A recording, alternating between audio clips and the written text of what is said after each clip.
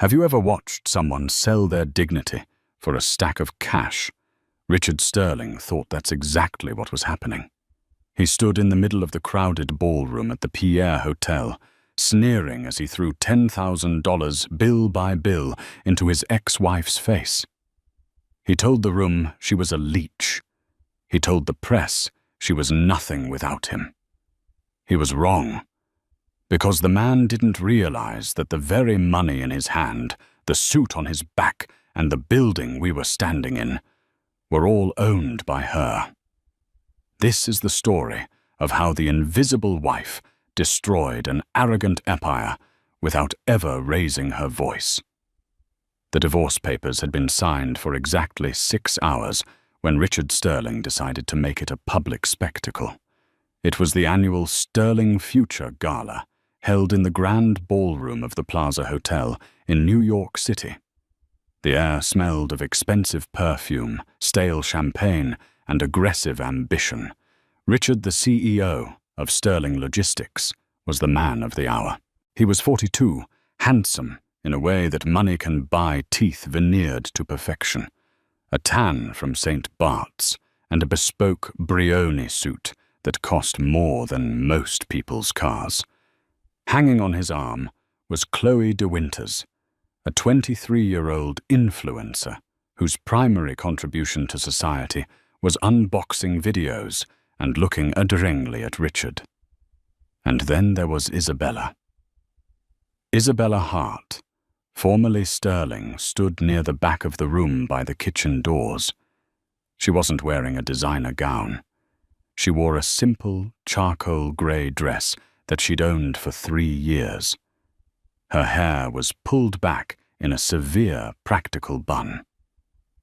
For the last 10 years, the world knew her as Richard's quiet, mousy wife. The one who stayed home. The one who didn't understand business. The one Richard had famously called an anchor dragging down my potential during a leaked audio recording from a board meeting 3 months ago. She wasn't supposed to be here. The security guards had hesitated, but Isabella had simply shown an invitation that oddly didn't have a barcode, but was embossed with a gold crest they didn't recognize. They let her in out of confusion, more than anything else. She walked straight toward the center table. The room went silent. The clinking of silverware stopped. A hush fell over the 300 guests, New York's elite sharks who smelled blood. "Richard," Isabella said. Her voice was low, devoid of emotion. "We need to talk about the settlement checks." They bounced. A ripple of laughter went through the room. Richard turned slowly, a glass of scotch in his hand. He looked at Chloe, smirked, and then turned his predatory gaze onto his ex-wife. "Isabella." He sighed loud enough for the back row to hear. "I told my lawyers to handle the trash. Why are you here? Did you run out of grocery money already?" "The checks bounced, Richard." She repeated, her posture stiff. "The bank said insufficient funds. I just want what was agreed upon. $5,000 for the month. That's all." Richard threw his head back and laughed. It was a cruel, barking sound. "Insufficient funds. Sterling Logistics just posted a quarterly profit of $12 million. You think I don't have $5,000? He set his glass down on the table with a heavy thud. He reached into his inner jacket pocket and pulled out a thick, folded stack of fresh $100 bills. He had brought it for the charity auction later to show off. "You want money?" Richard stepped closer, invading her personal space. The scent of his expensive cologne, Santal 33, was overpowering. "You've been bleeding me dry for a decade, sitting at home doing nothing while I built this company, while I built this legacy." He snapped the rubber band off the stack of cash. "Dance for it, Bella," he whispered, just loud enough for the surrounding tables to hear. "Richard, don't," she said. Her eyes weren't pleading, though. They were warning, but he was too drunk on his own ego to see it. "Here's your settlement." He took a handful of bills and threw them. They didn't fly gracefully. They slapped against her chest and fluttered to the floor. He grabbed another handful. He threw them at her face.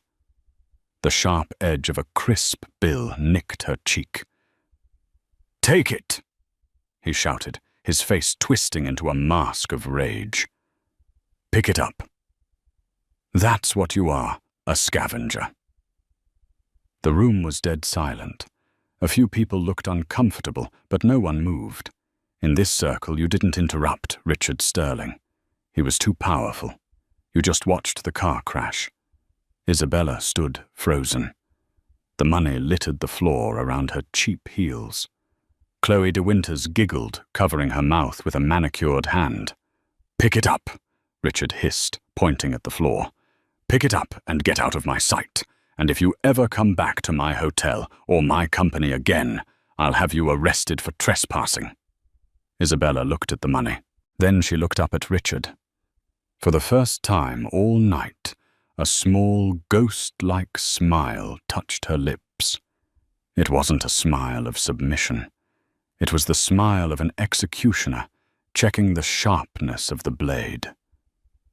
"Your hotel?" she asked softly. "My hotel. My company. My world. You're just a guest in it, and your time is up." Isabella nodded slowly. She didn't bend down.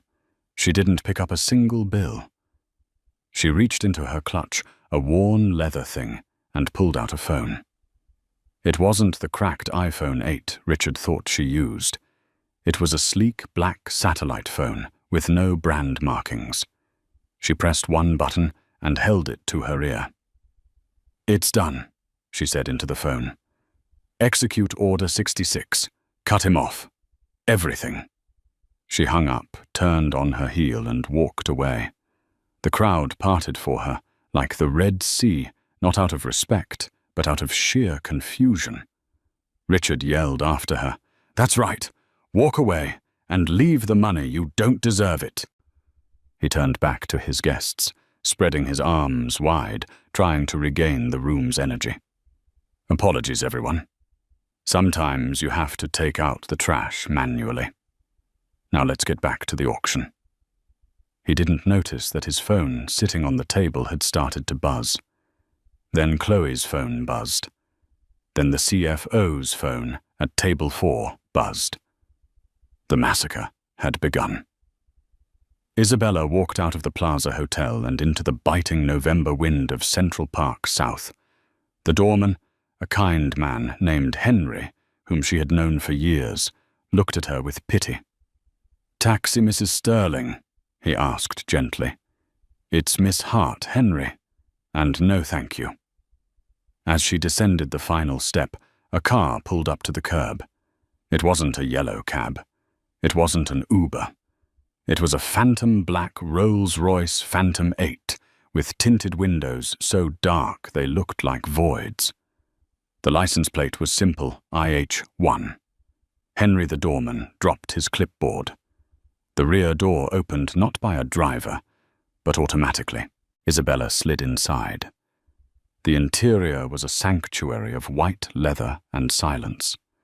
Sitting on the opposite seat, typing furiously on a tablet, was a man who looked like he had been carved out of granite and dressed by Savile Row. This was Nathaniel Pierce. To the public, he was a ghost, a high-end fixer and attorney whose name appeared only in the most confidential of files. To Isabella, he was her right hand. "Did he take the bait?" Nathaniel asked without looking up. "Hook, line, and sinker," Isabella said, her voice changing completely. Gone was the timid, broken housewife. In her place was a woman who spoke with the cold precision of a military general. She kicked off her cheap heels, revealing a perfect pedicure, and opened a hidden compartment to retrieve a pair of Christian Louboutins. "He threw money at me, Nathaniel. Literally." "Classy," Nathaniel murmured. "I assume you want to proceed with the scorched earth protocol." "He said the checks bounced," Isabella said, pouring herself a glass of sparkling water from the car's console. He lied to the room. He thinks he's posting a $12 million profit. Nathaniel finally looked up, a cruel glint in his eyes. He was posting a profit until 30 seconds ago. I've triggered the clauses. Isabella took a sip of water. Show me. Nathaniel tapped the tablet and swiveled it around. It displayed a complex web of financial holdings, shell companies and offshore trusts. Richard thinks he owns Sterling Logistics, Nathaniel explained, walking through the data. He thinks he founded it with that loan from his father. He forgets that his father's loan was secured by a guarantor hidden behind 3 layers of blind trusts. The Aurora Trust, Isabella said. Correct. And the Aurora Trust is wholly owned by Hart International, you. Nathaniel tapped the screen. Technically, you have held the controlling debt interest in his company for 9 years. You let him play CEO because it kept him busy and out of your hair while you built the real empire. Isabella looked out the window as the Rolls-Royce glided through the Manhattan traffic. I loved him once, you know. That's why I did it. I wanted him to feel like a man. I wanted him to succeed.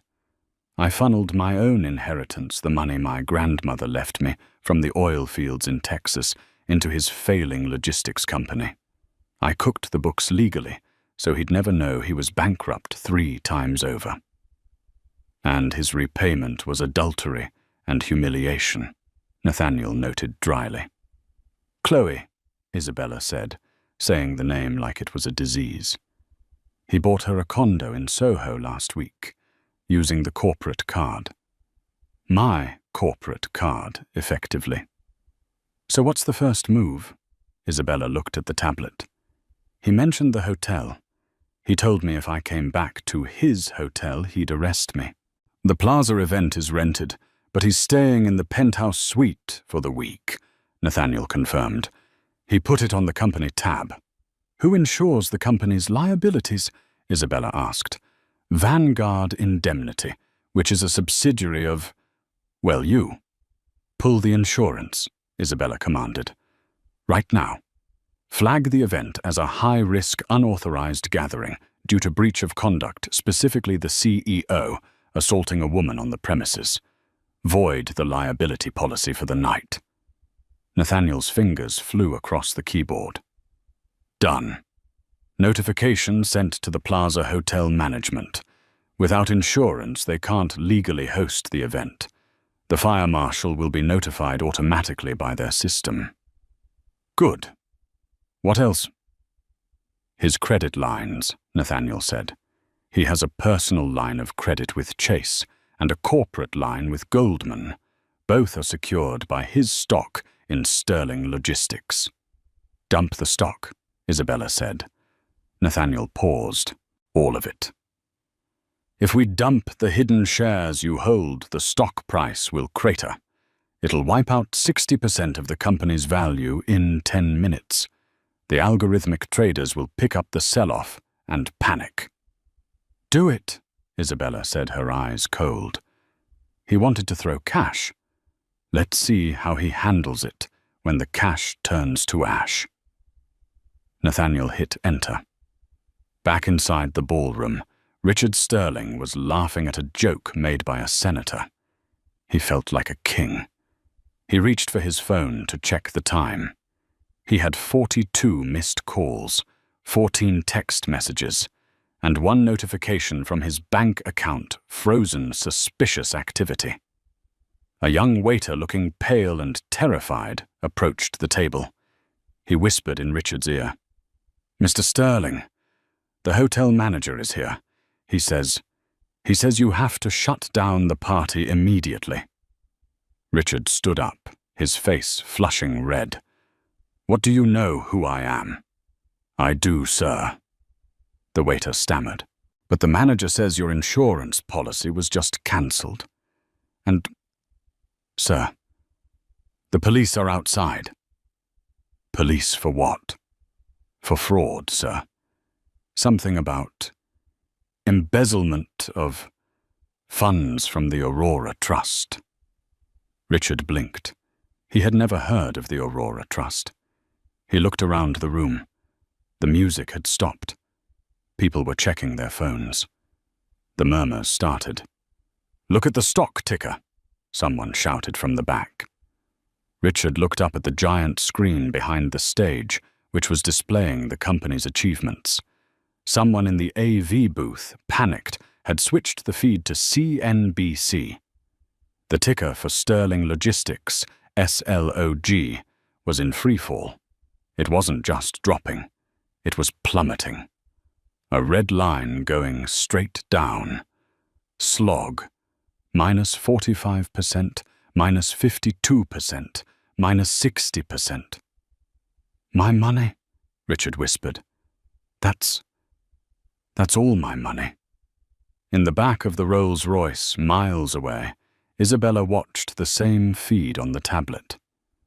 "We're just getting started," she whispered. "Nathaniel, take us to the airfield. The jet is fueled. The Gulf Stream is ready. Ms. Hart, to London." "To London?" She nodded. "I have a meeting with the board of directors of the bank that holds Richard's mortgage. It's time they met their majority shareholder." The sidewalk outside the Plaza Hotel was cold, but Richard Sterling was sweating. 30 minutes ago, he was the king of logistics. Now he was standing on 58th Street, watching a tow truck hook up his Aston Martin DB11. "Hey, that's my car!" Richard yelled, sprinting toward the driver.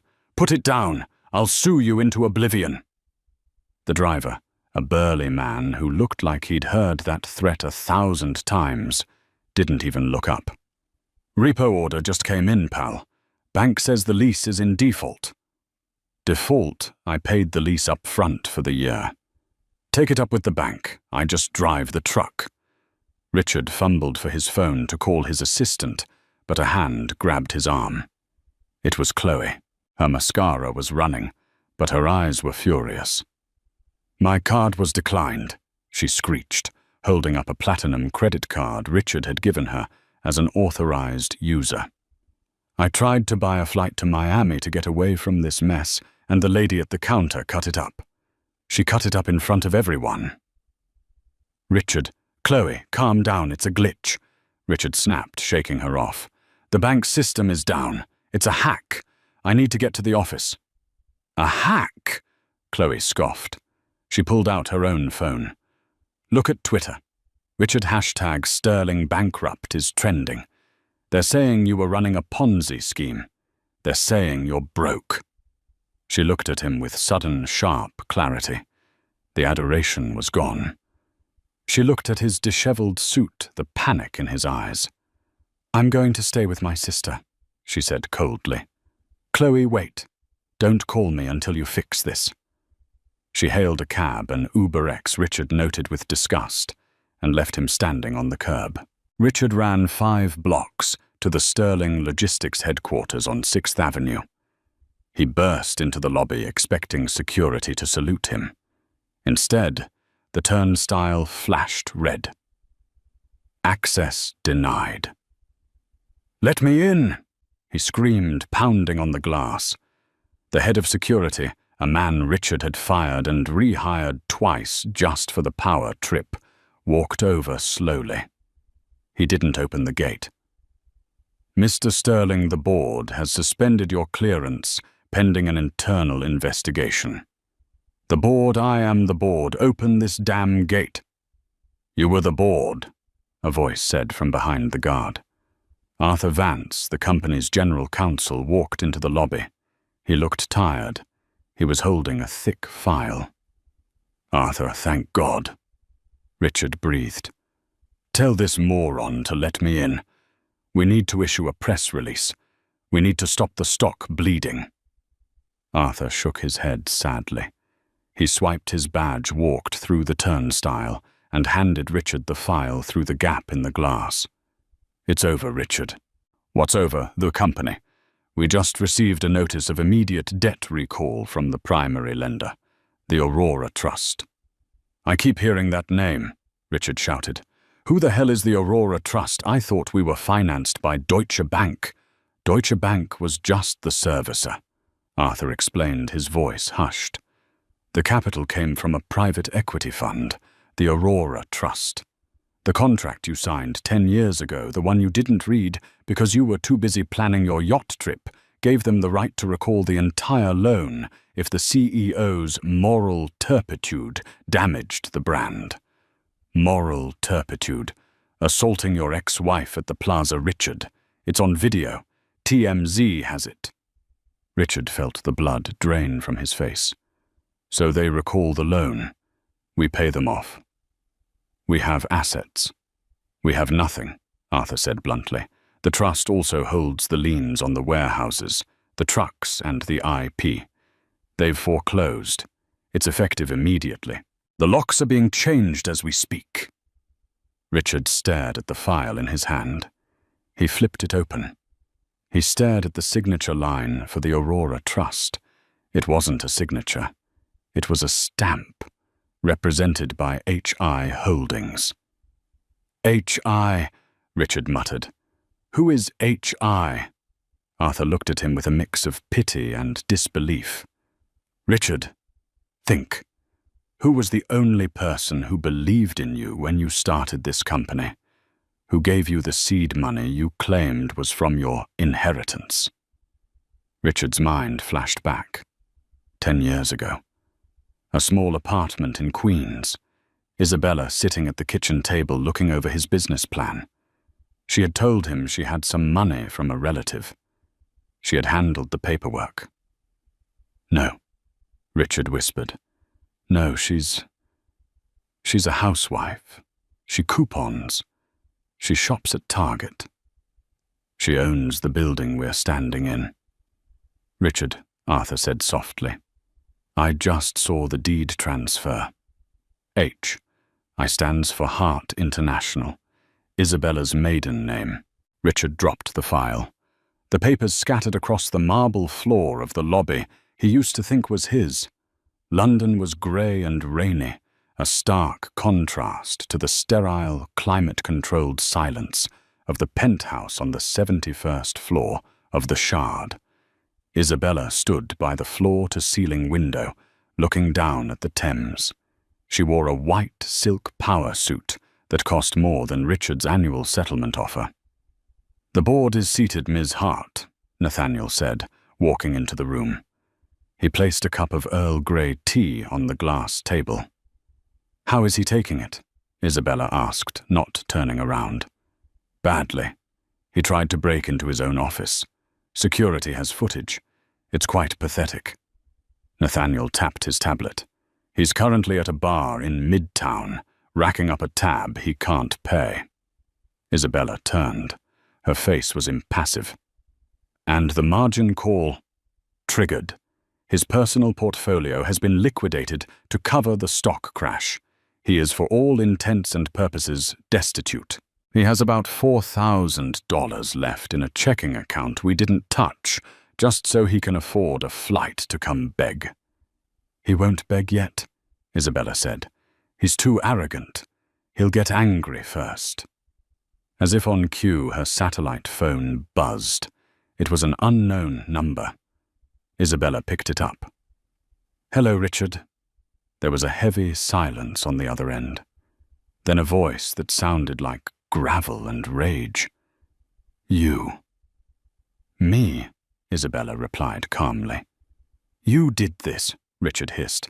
The background noise of a busy bar filtered through. You set me up. You manipulated me for 10 years. I supported you for 10 years, Isabella corrected him.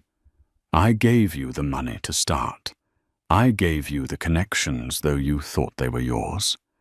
I let you play the big man, because I thought it would make you happy.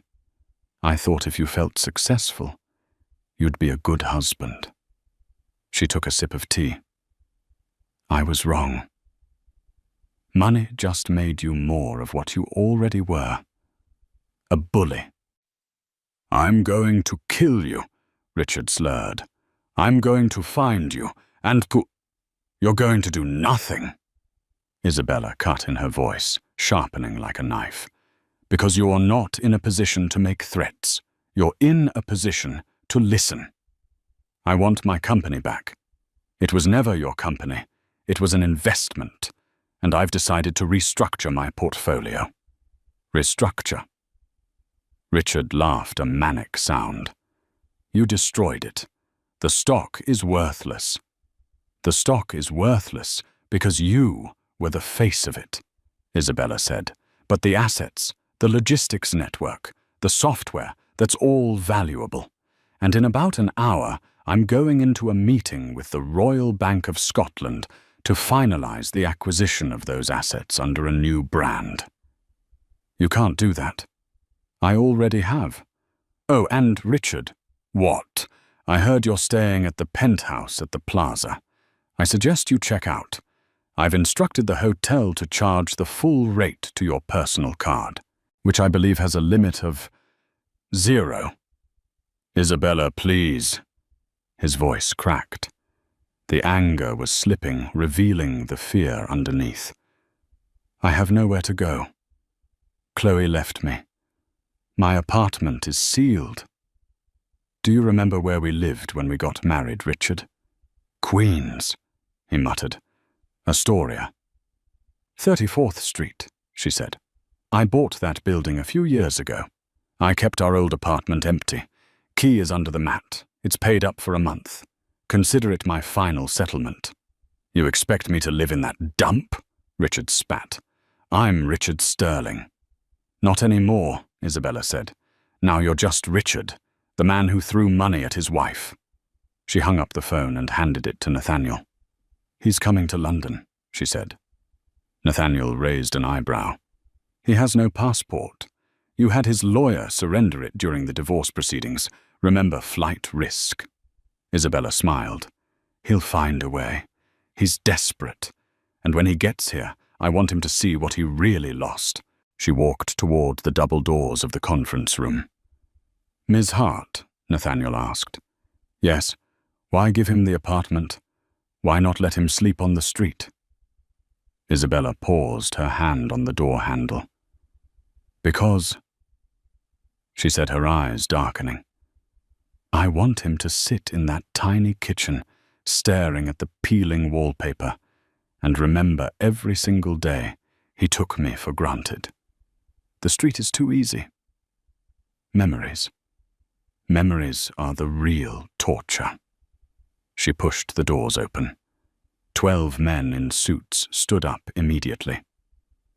Gentlemen, Isabella said, taking her seat at the head of the table. Let's discuss the future of global logistics. Richard Sterling did not go to Queens. The very idea of the F train was an insult to his DNA.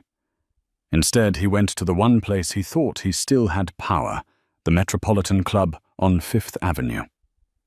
He had been a member for 15 years. He had paid for the renovation of the cigar lounge, but as he pushed through the revolving doors, wet from the rain and smelling faintly of panic, the concierge didn't smile. Mr. Sterling, the man said, stepping out from behind the marble desk. I'm afraid your membership has been revoked. Revoked. Richard wiped water from his forehead. By who the board doesn't meet until Tuesday. By the owner of the building, sir. A clause regarding reputational risk. You're asked to leave. Richard stumbled back out onto the street. He checked his pockets. He had his phone battery at 12% a pack of gum and the Patek Philippe Grandmaster chime on his wrist. It was worth $2 million. He looked at the watch. It was his ticket out. He found a high-end pawn shop in the Diamond District, a place that didn't ask questions. The broker, a man with thick glasses named Solomon, looked at the watch, then at Richard. It's real, Richard snapped. Give me 100 grand. Cash. Solomon sighed. Mr. Sterling, I know it's real. I also know that this watch was listed as collateral in the Sterling Logistics bankruptcy filing an hour ago. If I buy this, I'm receiving stolen goods. Richard felt the walls closing in. "I need to get to London," he whispered. "I need a flight." Solomon looked at him with pity. "I can't give you cash, but my cousin runs a freight charter out of Teterboro, not a passenger jet. Cargo. He's flying auto parts to Heathrow tonight. He might take a passenger if you give him the watch." "You want me to trade a $2 million watch for a ride in a cargo plane? It's that or the subway, Mr. Sterling." 6 hours later, Richard Sterling, the man who used to complain if his champagne wasn't chilled to exactly 48 degrees, was sitting on a crate strapped to the floor of a freezing cold Boeing 747 freighter. The noise was deafening. There was no heating in the cargo hold. He huddled in his ruined Brioni suit, shivering violently. He spent the 7-hour flight staring at a pallet of brake pads, his mind looping through a reel of rage. She planned this, he thought. Every dinner, every smile, every time she asked about my day. She was taking notes. She was waiting. He didn't feel remorse.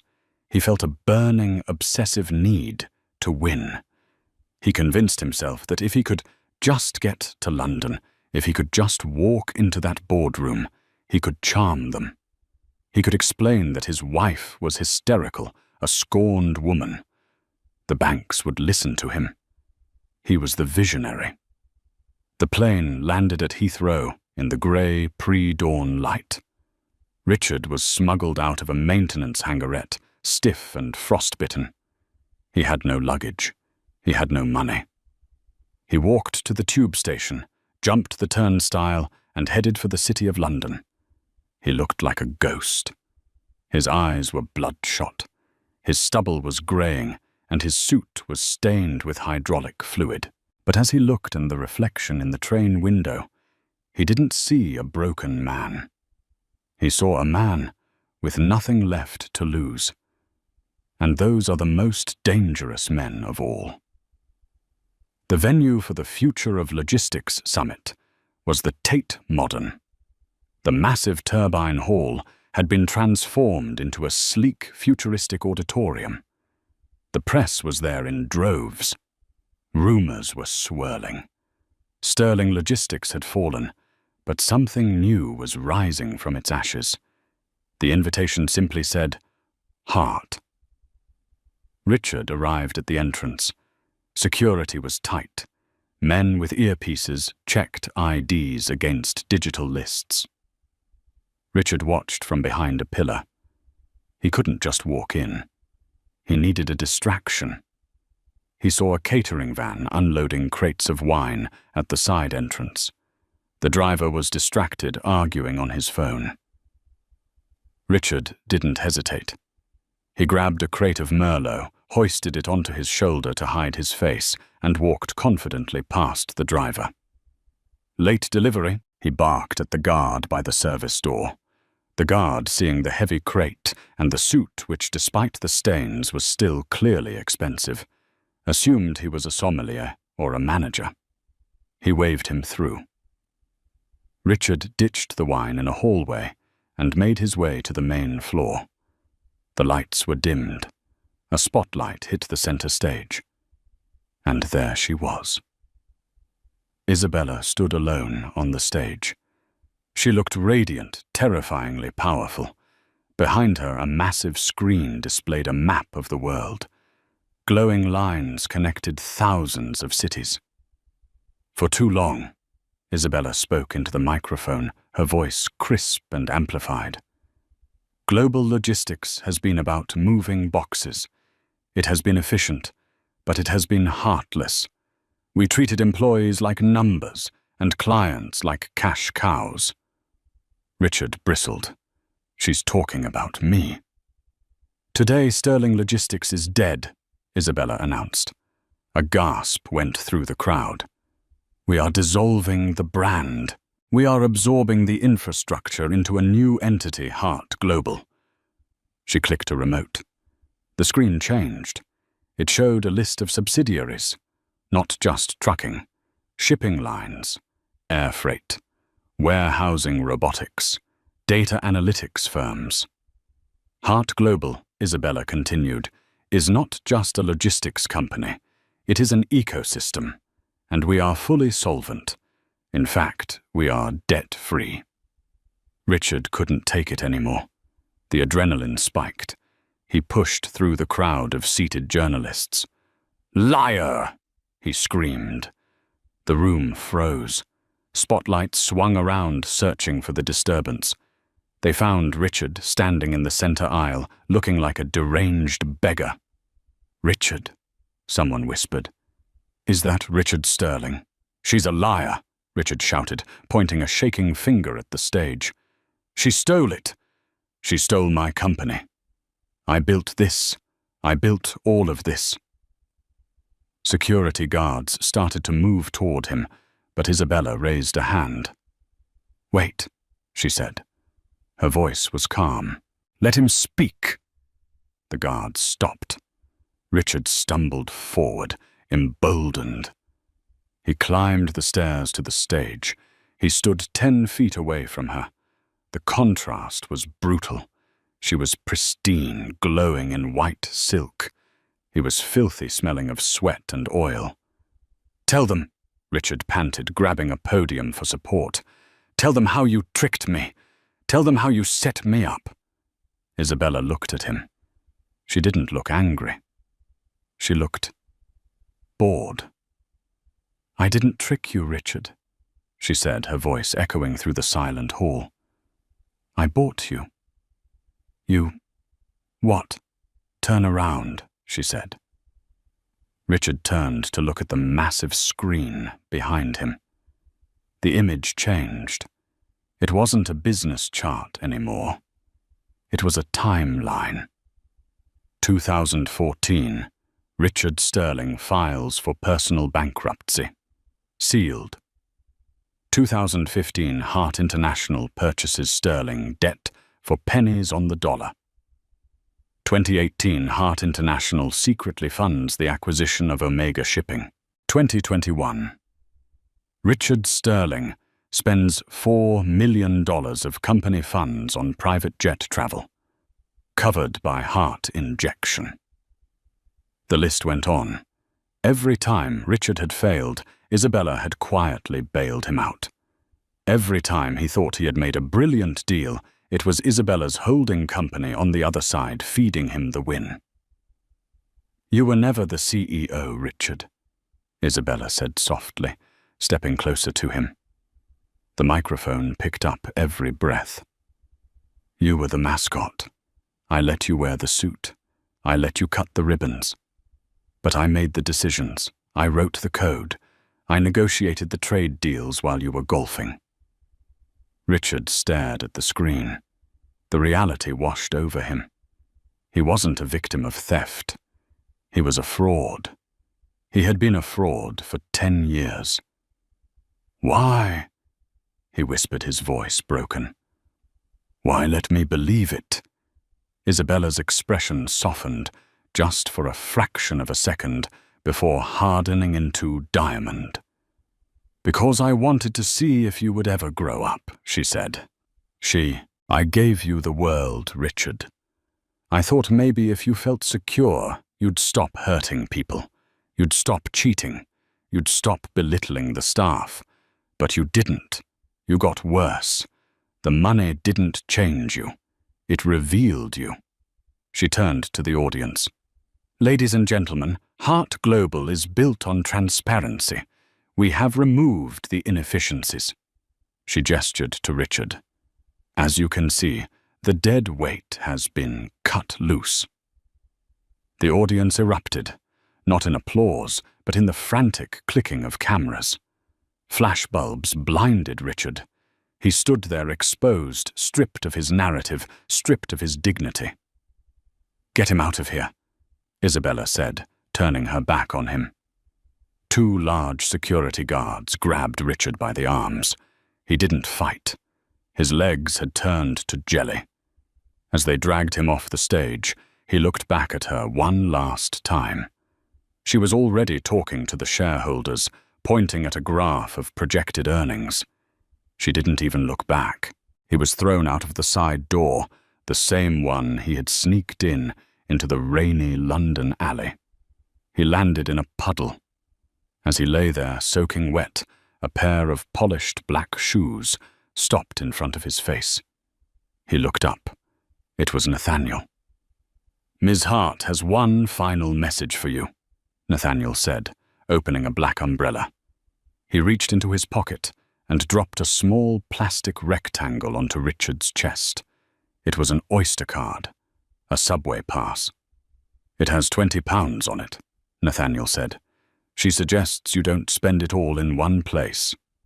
Nathaniel turned and walked away, leaving Richard alone in the rain, clutching the subway pass like it was the last lifeline on earth. But the story wasn't over. Because as Richard sat in the mud, a black sedan pulled up to the alley entrance. The window rolled down.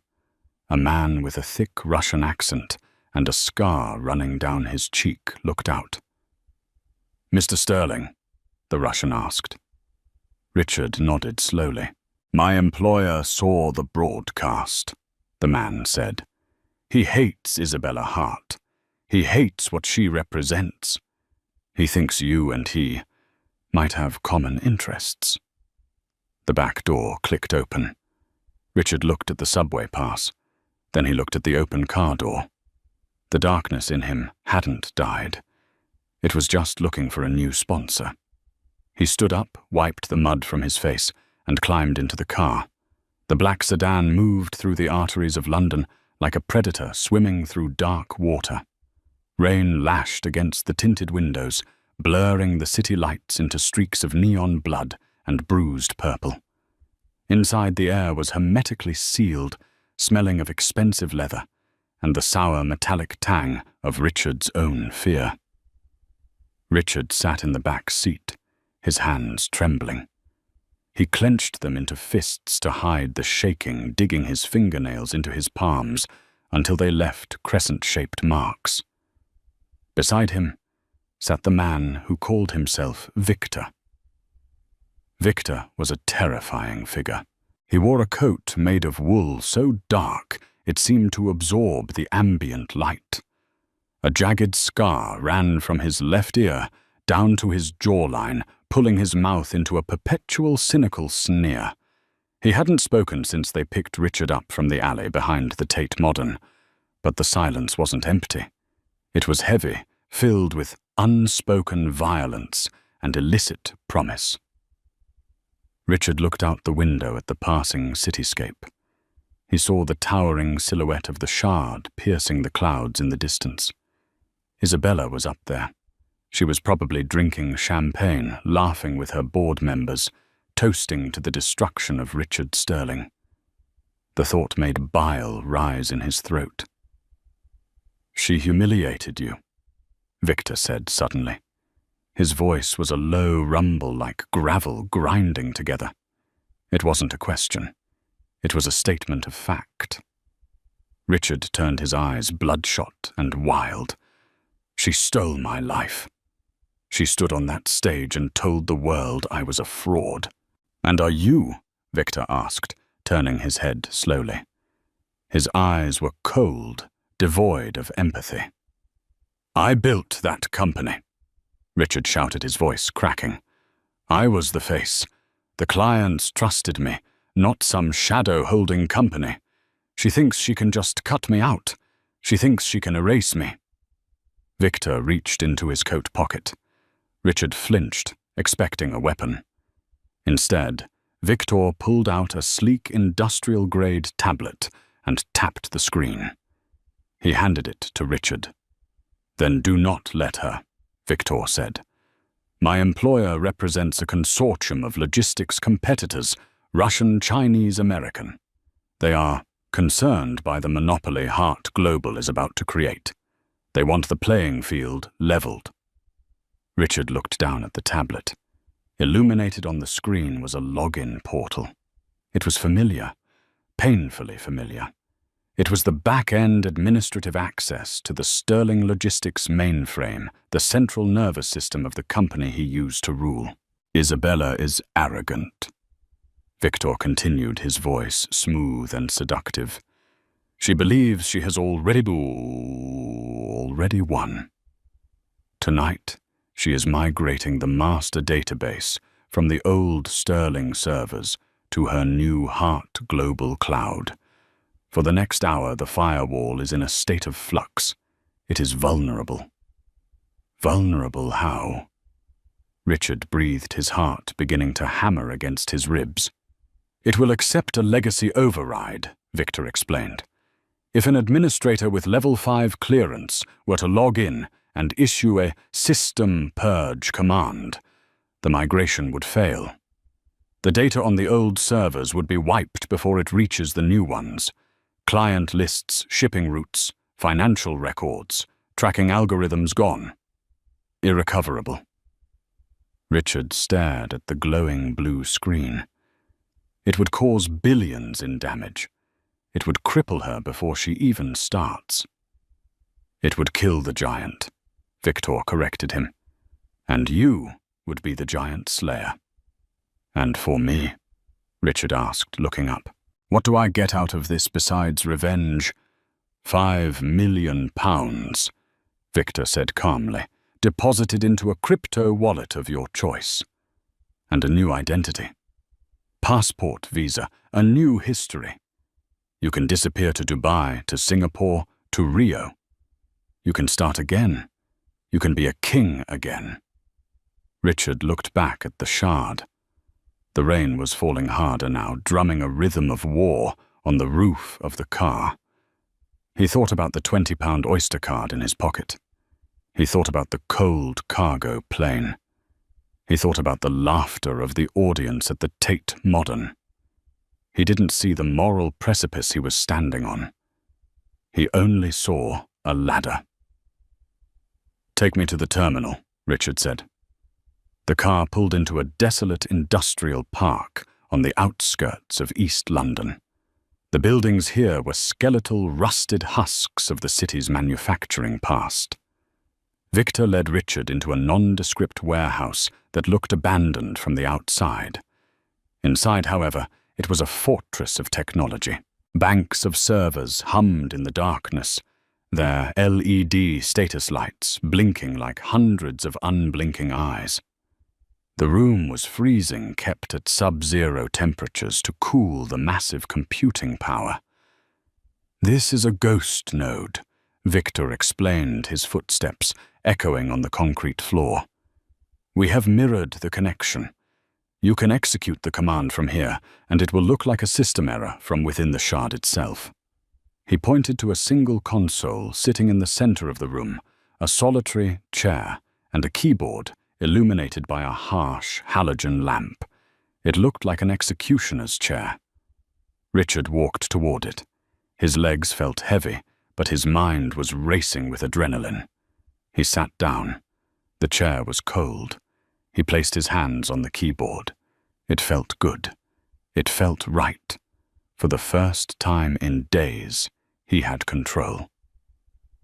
Do it, Victor commanded from the shadows behind him. The migration is at 80%. If you wait too long, the data will be safe. Richard cracked his knuckles. At his door, he took a deep breath. He typed in his username. It was a name he had chosen 10 years ago, in a burst of ego, King_R. The system prompted for a password. Isabella had changed the locks on the building, she had cancelled his credit cards, and she had seized his assets. But she had forgotten the one thing Richard prided himself on: his paranoia. Years ago, he had paid a corrupt developer to install a backdoor, a master key that would bypass all security protocols. He had never used it. He had saved it for a rainy day. And it was pouring. He typed it in, "Long live the King One." The screen flashed green. Access granted. Administrator privileges unlocked. Richard laughed. It started as a chuckle and erupted into a manic, breathless cackle that bounced off the metal walls. She missed it. The genius Isabella Hart missed it. I'm in. I'm inside the brain of the company. Execute the wipe, Victor said sharply. He was checking his watch. Now, Richard. Richard's finger hovered over the enter key. He paused for a fraction of a second. In that moment, he could have walked away. He could have taken his subway pass and disappeared into the night, poor but free. But the darkness in him was too deep. He didn't just want to survive. He wanted her to suffer. "Goodbye, Bella," he whispered. He pressed the key with all his strength. The screen didn't go black. It didn't display a deletion confirmed message. Instead, the monitors flickered violently. A high-pitched whine filled the room. Then the screen turned a blinding, brilliant white. A video window popped up, expanding to fill the entire display. It wasn't code. It was a high-definition live stream. Richard squinted against the glare. The image resolved. It was an office, a corner office with floor-to-ceiling windows overlooking the London skyline. Sitting at a glass desk, bathed in the warm glow of a desk lamp, was Isabella. She wasn't working. She wasn't panicked. She was sitting with her hands folded on the desk, looking directly into the camera lens, looking directly at him. "Hello, Richard," she said. Her voice was crystal clear, amplified by the warehouse speakers. It sounded like the voice of God. Richard froze. His blood ran cold, turning to ice in his veins. He spun around in his chair. "Victor, shoot the screen. It's a trace. She's tracing us." Victor didn't move. He didn't reach for a gun. He stood there, arms crossed, his face impassive. Slowly he reached up to his ear and pulled out a small, transparent earpiece. "His name isn't Victor," Isabella said from the screen, her voice calm and conversational. "His name is Simon. He is the head of penetration testing for Hart Global Security. He's been on my payroll for 6 years. Richard stumbled back, knocking his chair over with a loud clang. He looked at the Russian mobster, then back at the screen. No. This is a setup. I'm in a car. I was with the syndicate. You are in Hart Global's off-site disaster recovery facility in Dagenham, Isabella corrected him. And you have just failed the final test. Isabella leaned forward. Her eyes were hard like flint. "I knew about the back door, Richard," she said softly. "I knew about long live the king. Did you really think I would secure a $1 trillion empire and forget to check the code? I left that vulnerability there. I left it open. For you. You baited me," Richard gasped. He felt like he couldn't breathe. The walls were closing in. "I gave you a choice," Isabella said. "I had a settlement agreement drafted on my desk this morning. A monthly stipend, a small apartment in Chelsea. Enough for you to live quietly, to find some dignity, to maybe become a better man. All you had to do was walk away. All you had to do was accept that you had lost." She picked up a thick file from her desk. She held it up for him to see. It was labeled Sterling Settlement. "But I knew you wouldn't," she continued, her voice tinged with a sad, weary disappointment. "I knew that if I dangled the chance to destroy me in front of you, you would take it. You wouldn't care about the employees. You wouldn't care about the law. You would only care about your ego." She dropped the file into a shredder beside her desk. The sound of the paper tearing was the loudest thing in the world. "This is entrapment," Richard screamed, backing away, until he hit the cold metal of a server rack. "You tricked me. No judge will convict me. Entrapment requires law enforcement to coerce you into committing a crime you otherwise wouldn't have committed." Simon, no longer using his fake accent, said calmly, "I didn't coerce you, Richard. I offered you a ride. You chose to get in. You chose to type the password. You chose to press the button. And, Isabella added, you just attempted to execute a massive cyber attack on a global financial entity. You attempted industrial sabotage and corporate espionage. Since the servers you tried to wipe are technically located in our Dublin jurisdiction, this is international wire fraud. Richard looked for an exit. The warehouse door was 100 feet away. He could run. He could make it. He bolted. "Don't," Simon said. He didn't shout. He just raised his hand. He wasn't holding a gun. He was holding a remote control. He pressed a button. The heavy steel shutters on the warehouse windows rolled up with a mechanical roar. Instantly, the room was flooded with flashing blue and red lights. The wail of sirens, which had been muffled by the insulation, now screamed into the space. Through the windows, Richard saw them 5 police cruisers, an armed tactical unit, and a black van. They had been there the whole time, waiting.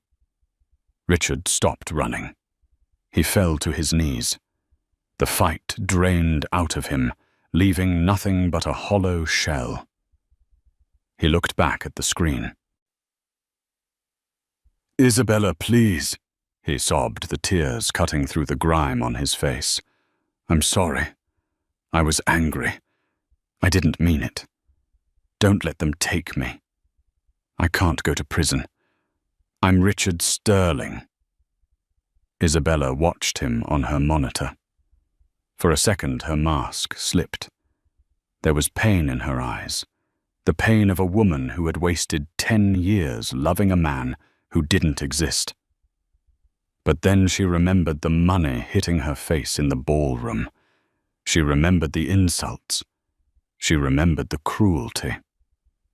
"You're not Richard Sterling," she said, her voice final. "You're just Richard, and you're out of chances." She reached out and pressed a key on her keyboard. Connection terminated. The screen in the warehouse went black. The side doors burst open. "Police, armed police, stay on the ground." Men in tactical gear swarmed the room. Richard felt heavy boots on his back pushing him into the cold concrete. He felt the cold steel of handcuffs ratcheting tight around his wrists, tighter than the Patek Philippe he had lost, tighter than the wedding band he had thrown away. "Richard Sterling," an officer recited, hauling him to his feet. "You are under arrest for attempted grand larceny, computer misuse, and conspiracy to commit fraud." As they dragged him toward the exit, his feet scraping uselessly against the floor. Richard's pocket caught on the edge of a server rack. The plastic Oyster card, the 20-pound subway pass Nathaniel had given him, slipped out. It skittered across the floor, spinning to a stop at Simon's feet. Simon looked down at it, then up at the broken man being shoved into the back of a police van. He didn't pick it up. High above the city in the silence of the Shard, Isabella Hart stood up. She walked to the window and pressed her hand against the cool glass. Below her, London was a sprawling web of lights moving and flowing like the logistics network she now commanded alone. She had won. The parasite was gone. The empire was secure. She should have felt triumphant. She should have popped the champagne. Instead, she felt a profound, echoing quiet. She realized then that revenge is not a sweet dish. It is a necessary surgery. It removes the rot, it saves the patient, but it leaves a scar that never quite fades. Isabella turned off the lights in her office, plunging the room into darkness. She picked up her bag, walked to the door, and didn't look back. The story of Richard Sterling was over. The era of the heart had begun. Richard Sterling was sentenced to 8 years in Wandsworth Prison. He entered the gates, still wearing the ruined suit he had worn to the gala, a symbol of the life he destroyed with his own hands.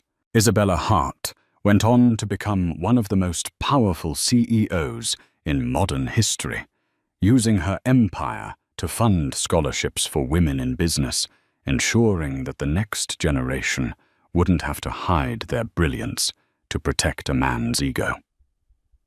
But this story isn't just about money or revenge. It's about the cost of arrogance.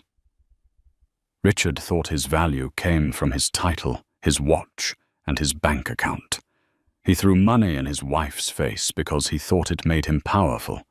He never realized that the true power wasn't in the cash. It was in the woman who had the patience to build him up and the strength to tear him down when he forgot who held the foundation. What do you think? Was Isabella's trap too cruel? Or did Richard get exactly what he deserved? Let me know your verdict in the comments below. If you enjoyed this roller coaster of justice, betrayal, and karma, please smash that like button. It helps the algorithm find more stories like this. Don't forget to subscribe and turn on notifications so you never miss the next episode. I'll see you in the next story.